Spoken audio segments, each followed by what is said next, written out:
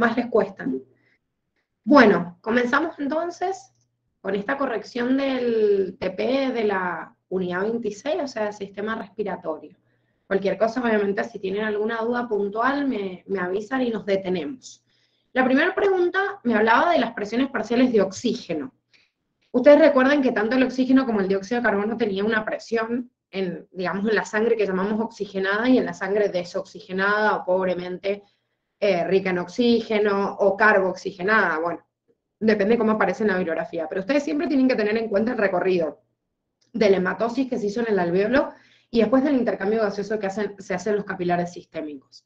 No importa qué recorrido me den o no importa qué componente me nombren, yo tengo que saber que desde que salgo desde el pulmón, por las venas pulmonares, que serían las únicas venas que llevan sangre oxigenada, toda la parte izquierda del corazón y todas las otras arterias del cuerpo, menos la arteria pulmonar, llevan sangre oxigenada, o sea, con 100 milímetros de mercurio de oxígeno y con 40 milímetros de mercurio de dióxido de carbono.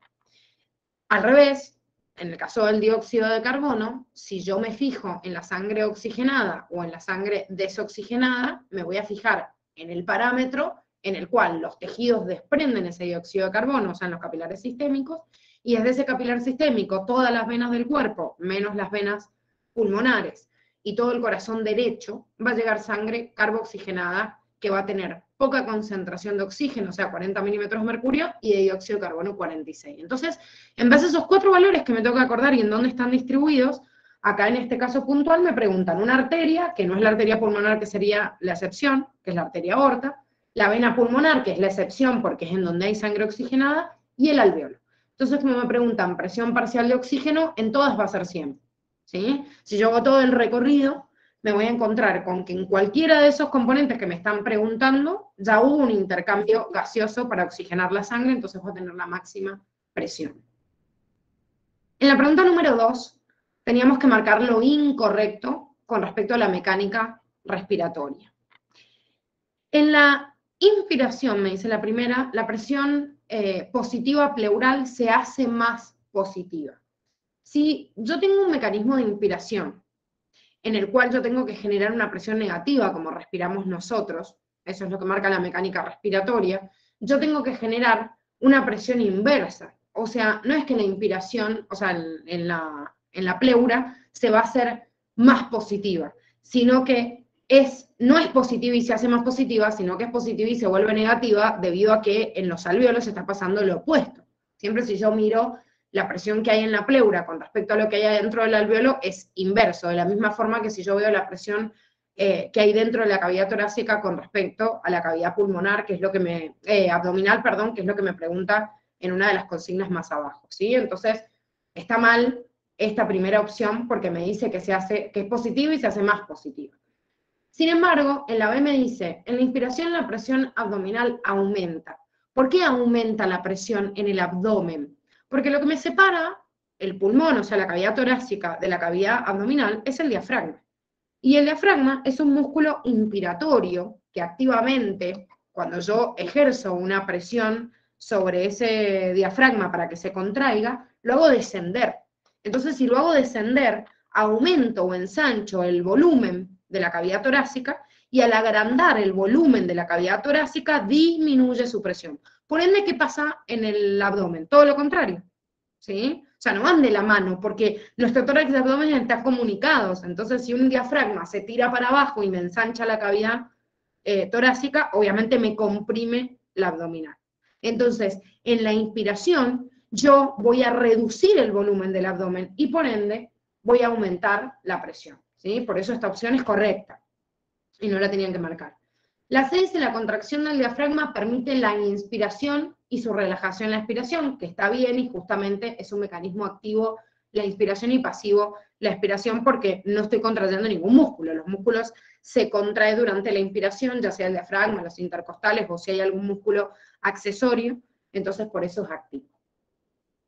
En la pregunta número 3 me dice que marquemos lo correcto con respecto al siguiente gráfico que me está mostrando el porcentaje de saturación de la hemoglobina con respecto a la unión al oxígeno, que se llama oxihemoglobina, de acuerdo a la presión parcial de oxígeno. Entonces yo tengo que estudiar las distintas situaciones en las cuales veíamos un desplazamiento hacia la derecha o a la izquierda de la curva, y este dibujito de la curva me ayuda a tenerlo en mente si es que se lo habían olvidado. O sea que es media solidaria la pregunta, porque me la podrían haber hecho sin el gráfico y en realidad también tener que pensarlo.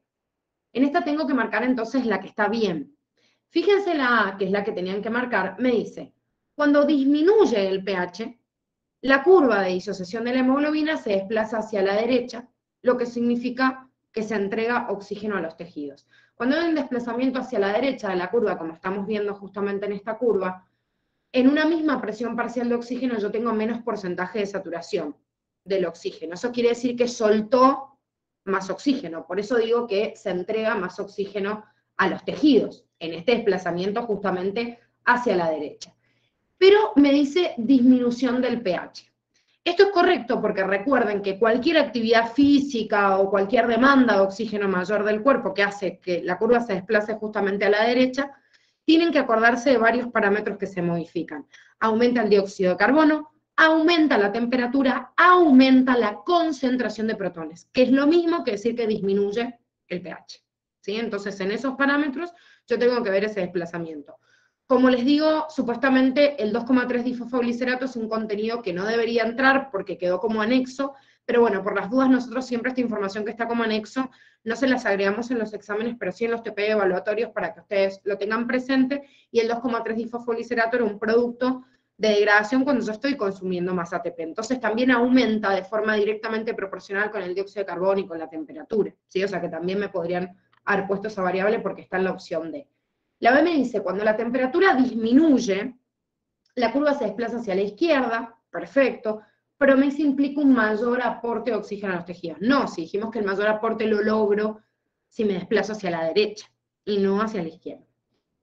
En la C dice, cuando un individuo realiza actividad física, aumenta la temperatura, bien, pero me dice, desciende el pH, está bien, que aumenta la concentración de protones y disminuye el pH, lo cual ocasiona un desvío de la hemoglobina, o sea, la curva, hacia la izquierda, para asegurar el aporte de oxígeno a los músculos. Lo que está mal acá es que se desplaza hacia la izquierda, porque volvemos a lo mismo que estábamos viendo, actividad física, aumento oxígeno, aumento temperatura, aumento 2,3-difosfoglicerato, disminuye el pH, pero me desplazo hacia la derecha, para entregar oxígeno más fácil a los músculos y a cualquier tejido, no hacia la izquierda. Y bueno, y en la última dice, frente a la actividad física, el pH desciende, lo mismo que la temperatura. No, la temperatura aumenta, desciende el pH, pero aumentan todas las otras variables. Aumenta el 2,3-difosfoglicerato, como me dice acá, desvía la curva hacia la derecha, entrega más oxígeno a los tejidos, pero la temperatura aumenta con la actividad física. Pregunta número 4. Me dice, ¿cuál de los siguientes fenómenos se relaciona con la expiración? Y tengo que marcar lo que está bien. Volvemos a lo mismo que estábamos viendo. Si yo tengo un mecanismo de expiración, que es un mecanismo pasivo, es un mecanismo en el cual se genera más presión dentro de los alvéolos y por eso el aire sale. Y es porque estoy comprimiendo el volumen del pulmón, de la cavidad torácica. ¿Qué pasaba entonces con el abdomen? Como dijimos, todo lo contrario a la cavidad pulmonar. Entonces, ¿qué pasa en la expiración si yo tengo más, o sea, menos volumen y más presión en el tórax? Y bueno, en el abdomen pasa lo contrario. Disminuye la presión porque aumenta el volumen. O sea, que acá está mal que diga aumento de la presión intraabdominal porque es disminución. No hay contracción del diafragma, sino relajación, como ya hemos visto en mecánica respiratoria. Sí hay un aumento del volumen de la cavidad abdominal, y me dice aumento del volumen de la caja torácica. No, es disminución, porque la caja torácica es opuesta a la cavidad abdominal. Pregunta 5, me dice, respecto al dióxido de carbono transportado en sangre, indique cuál de las siguientes opciones es correcta. Me dice, ¿viaja unido al grupo hemo de la hemoglobina? No. El dióxido de carbono viaja unido a la globina, o sea, a la parte proteica, pero no al grupo hemo. Al grupo hemo se une el monóxido de carbono o el oxígeno, pero no se une el dióxido de carbono. La B es la que estaba bien, me nombra al 65% del oxígeno que es convertido en bicarbonato, la bibliografía me dice del 65 al 70%, se transforma en bicarbonato y viaja de esa manera en sangre. Y me dice también que más o menos un 10% viaja disuelto en plasma y de un 5 a un 30 unido a la globina de la hemoglobina. O sea que la C está mal por eso, por el porcentaje. Unido a la globina de la hemoglobina viaja de un 5 a un 30. Y uno dice, bueno, pará, dice, pero 10 está entre ese porcentaje.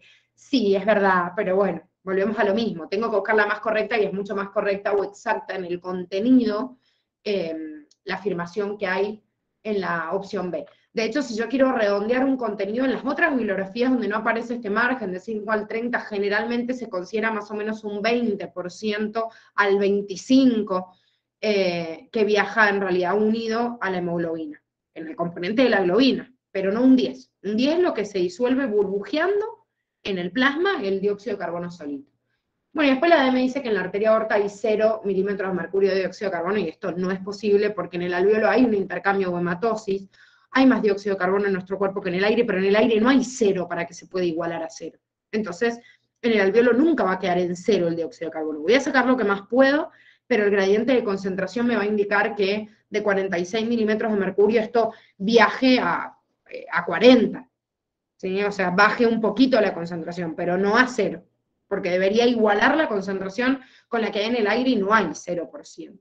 Menos con lo que queda después del tracto respiratorio, en donde hay una parte del circuito que se llama espacio muerto y en donde igual va adquiriendo dióxido de carbono, aunque no sea exactamente la misma concentración que en el medio. 6. Con respecto a los epitelios que encontramos en el sistema respiratorio, ¿qué es lo correcto? Bueno, la A me dice el vestíbulo de la nariz tiene un epitelio plano estratificado queratinizado. Recuerden que la nariz por fuera va a tener epitelio, pero el vestíbulo de la nariz va a tener en realidad, o dentro del epitelio de la cavidad nasal, voy a tener epitelio cilíndrico, pseudoestratificado, ciliado, con células caliciformes, con cilios, con pelos. Y si el tapiz interno de última, en la primera parte donde está, digamos, a continuación de esa mucosa, puedo encontrar un epitelio plano estratificado, que era un epitelio que llega resguardado desde afuera, como yo encuentro en la boca, pero nunca va a ser queratinizado, porque esto está afuera, ¿sí? O sea, solo en la parte externa de la epidermis. Después me dice que los senos paranasales tienen epitelio simple plano, al igual que el alveolo. Esto es incorrecto, porque los senos paranasales forman parte de toda la parte interna de la cavidad nasal. Y la cavidad nasal habíamos dicho que tenía un epitelio cilíndrico, ciliado, estratificado. Ese epitelio también lo encuentro, como me dice la opción C, por debajo de las cuerdas vocales, pero recuerden que la laringe por arriba tiene también epitelio plano, ¿sí? Estratificado, de la misma forma que yo tengo en la boca, porque es como una continuación de la faringe. Entonces, boca, faringe y la primera parte de la laringe tiene epitelio plano estratificado. Nunca es queratinizado, pero las otras porciones tienen un epitelio cilíndrico, ciliado, pseudoestratificado, hasta que llego al bronquiolo respiratorio y al alveolo, en donde sí hay epitelio plano simple. Esos son todos los epitelios en el recorrido, desde que yo voy desde las fosas nasales hasta el intercambio en el alveolo. Y bueno, en la D me dice que el epitelio respiratorio presenta vellosidades, y estas vellosidades son características del epitelio intestinal, que marcan una mayor absorción, pero no del epitelio respiratorio, que tiene cilios para barrer partículas y todo, y pegarlo en el moco y largarlo afuera, pero no microvellosidad porque no necesita absorber nada. Pregunta 7. Tenemos que marcarlo correcto. Me dice, los peces poseen un sistema respiratorio denominado branquial, bien, pero me dice que constituye una invaginación. Las branquias son evaginaciones. El pulmón es una invaginación porque va hacia adentro, pero la branquia es la exposición del torrente sanguíneo hacia afuera, una evaginación para que se ponga en contacto con el agua en este mecanismo de contracorriente. ¿Sí? Esto lo dice bien la bibliografía, o les marca cuáles son evaginaciones e invaginaciones. También me hace una clasificación en la respiración directa e indirecta. Yo les llamo respiración directa, cuando directamente la hematosis, o sea, el intercambio de gases, se hace por difusión simple en todas las células del cuerpo. O sea que el anélido, por más de que tenga una respiración cutánea, no es directa. No es directa, perdón, es indirecta. ¿Por qué? Porque el anélido tiene sistema circulatorio.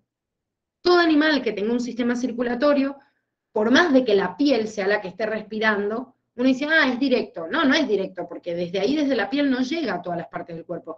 Tiene que igual circular por sangre y desde la sangre pasar hacia algunas células más profundas. Entonces, solo es directa cuando todas las células del cuerpo tienen contacto por simple difusión. Porque si yo me fijo en el oxígeno y dióxido de carbono, siempre viaja por simple difusión. De hecho, en el alveolo también. Entonces digo, ah, no, también es directo, porque se hace matosis directo. Bueno, no, pero ¿cómo llega a todo el organismo?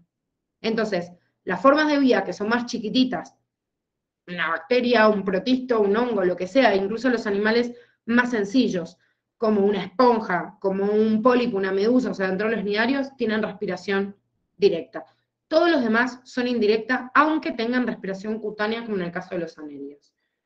La C es la que estaba bien, porque me marca al reptil con una respiración de tipo pulmonar, y en la D, lo que está mal es que me diga que únicamente los anfibios respiran por pulmones, ya que tienen pulmones muy sencillitos, que se llaman pulmones en libro, y tienen que, o sea, como acompañarlo con la respiración cutánea. Por eso tienen la piel desnuda, no tienen escamas, no tienen pelos, no tienen plumas, como tienen todas las otras especies de vertebrados, para poder respirar por su piel. Entonces, tienen respiración cutánea y pulmonar, y encima, la larva tiene respiración branquial. Así que ese únicamente, justamente los anfibios tienen un montón de tipos de respiraciones. 8. Medicina andinista decide subir a la Concagua. Entonces me pregunta cómo va a ser el aire atmosférico que ahí respira. Bueno, antes de analizar las opciones, tenemos que tener algo claro. ¿Qué pasa si yo asciendo? O sea, si estoy en altura. Si estoy en altura, la columna de aire que tengo arriba tiene menos presión de oxígeno. ¿Por qué? Porque dijimos que la presión de un gas y la presión parcial de cada gas hace una sumatoria de acuerdo a su concentración en el volumen total de gases y marca la concentración que tengo en ese lugar. Si la presión atmosférica es de una atmósfera y si yo asciendo y es menor a una atmósfera que a nivel del mar, obviamente, quiere decir que todos los gases van a estar en menos cantidad, menos presión y menos concentración. Ahora, ¿va a variar el porcentaje? No, o sea, el 21% de oxígeno va a ser a nivel del mar, arriba de la montaña, abajo, en todos lados tengo la misma presión, salvo que sea artificial, naturalmente la troposfera tiene la misma presión, o salvo que sea en el agua. El agua sí tiene otro porcentaje de oxígeno, dijimos que era 0,5 contra 21, pero si estoy hablando de ecosistema terrestre, como es a nivel del mar o arriba de la Concagua, igual tengo 21%, o sea que el porcentaje no es ni menor ni mayor, es igual. Pero tanto la presión parcial como la concentración, si me hubieran preguntado, va a ser menor. La única opción que teníamos acá era la D, porque las otras, la A y la B, me hablaba de mayor. Mayor concentración, mayor presión. Pregunta 9. Tenemos que marcar lo incorrecto con respecto a las vías respiratorias inferiores. Me dice que los bronquios principales resultan en la bifurcación de la tráquea a nivel de T5, que esto es correcto, T5 es en donde está un punto que se llama carina, y es el lugar donde termina la tráquea y se abre el bronquio primario, izquierdo y derecho, que son los bronquios principales. Después me dice, los bronquiolos se caracterizan por su pared, porque su pared está solo compuesta de músculo liso. No, los bronquiolos son la última parte. Tienen así como escasa cantidad de cartílago hasta que llego al tramo final del bronquiolo respiratorio, que solo tengo en la membranita igual que en el alveolo. Por eso es el lugar donde hay intercambio gaseoso. Sin embargo, las placas de cartílago empiezan a hacerse irregulares desde los bronquios lobares o lobulares, que son los secundarios, y después empiezan a distanciarse cada vez más hasta desaparecer en los bronquiolos respiratorios. Bueno, y después me nombra los alveolos, que tienen un epitelio plano simple, lo cual es correcto y ya nombramos, y está tapizado por neumocitos tipo 1, que es en donde se hace el intercambio, y el neumocito tipo 2, que es el que da origen a las otras células, porque el neumocito tipo 1 no se reproduce, no se replica, y este neumocito 2, además de dar origen a las nuevas células, es el que secreta el surfactante pulmonar para modificar la tensión superficial. 10. Tenemos que marcar lo incorrecto, de acuerdo al transporte de gases. La primera me dice que la mayor cantidad de dióxido de carbono en sangre se transporta como bicarbonato, ya lo vimos, sí, es el 65 al 70%. La mioglobina es una proteína que cumple como función de reserva de oxígeno porque tiene una afinidad muy alta, claro, justamente por eso empieza a soltar el oxígeno recién a los 20 milímetros de mercurio, cuando ya no me queda, digamos, tanta reserva en la hemoglobina, pero la C está mal porque me dice que la reacción de ácido carbónico degradándose a protonio y bicarbonato lo hace la anhidrasa carbónica. Chicas, a ver, no es directamente proporcional una enzima para un lado y para el otro. La enzima es específica. Si yo digo que la anhidrasa carbónica está involucrada en la unión del dióxido de carbono con el agua para formar ácido carbónico, no es lo mismo la disociación del ácido carbónico para darme protón y bicarbonato, ¿sí? Entonces, no es que la enzima participa en todo, participa en una de esas reacciones. En las otras hay enzimas, sí, algunas se generan espontáneamente, pero Curtis ni me las nombra, entonces no me preocupo, solo sé dónde va la anhidrasa carbónica y lo otro no está mediado por la misma enzima. Y bueno, el ADM habla de la curva sigmoidea que se desplaza hacia la derecha por un aumento de los protones, que también lo analizamos anteriormente. 11. Me dice en comparación con la hemoglobina de los adultos, tengo que buscar la que está correcta. Hay dos que me hablan de la hemoglobina fetal. Recuerden que la hemoglobina fetal tiene más afinidad por el oxígeno que la del adulto, justamente para robarle o sustraerle el oxígeno a la madre y ser más eficiente al captar. Y en el caso de la mioglobina, como dijimos recién, tiene mayor afinidad. Ni igual ni menor, que son las opciones que hay acá, por eso la única correcta es la B. 12. Marque la opción correcta sobre cuál es la primera respuesta del organismo frente a un descenso del pH sanguíneo. La primera respuesta. Cuando yo tengo una acidosis de tipo metabólica, lo primero que trato de compensar es a nivel pulmonar. Y yo digo, ay, pero la opción no me está diciendo si es una acidosis metabólica o si es una acidosis respiratoria. Y bueno, pero me dice cuál es la primera respuesta. La primera respuesta que va a tratar de dar el organismo va a ser aumentar la frecuencia respiratoria. Y uno dice, bueno, pero ¿puedo aumentar la retención de bicarbonato para que se una con más protones? Sí, también, o sea, lo que tienen en la opción C, pero no es la primera respuesta. La primera respuesta que trata de dar el organismo cuando hay una acidosis es hiperventilar, ¿sí? O sea, aumentar la frecuencia respiratoria. Si no lo puede hacer, va a buscar otra opción, y antes de aumentar la retención de bicarbonato, va a aumentar la eliminación de los protones cuando hay un descenso del pH. Entonces tampoco va a ser la primera respuesta. Bueno, la 3 era bastante fácil porque era intuitiva con el A y B son correctas, porque bueno, hay algunas preguntas que nosotros se las inspiramos en algunas consignas de los prácticos de la facultad. No sabemos si este año la facultad va a tomar 4 o 5 opciones, 30 preguntas, 40, porque bueno, hacen lo que quieren. Entonces, por las dudas, siempre hay algunos modelos que se parecen a los prácticos de la facultad, más allá de los exámenes, en donde por ahí les ponían esta asociación, A y B son correctas, o todas son correctas, todas son incorrectas. Y bueno, en esta, ¿por qué está mal la C? Porque me dice que cada grupo hemo tiene un anillo de porfirina, pero tiene unido un átomo de cobre. El cobre sabemos que es parte de la hemocianina, pero no de la hemoglobina, que es una proteína que une el hierro. Tiene 4 subunidades formadas por el grupo hemo y la globina, como me dice la opción B, 2 cadenas alfa, 2 cadenas beta, y en cada uno de los grupos hemo un átomo de hierro uniéndoselo. ¿Quién tiene cobre? La hemocianina, que también es un pigmento respiratorio.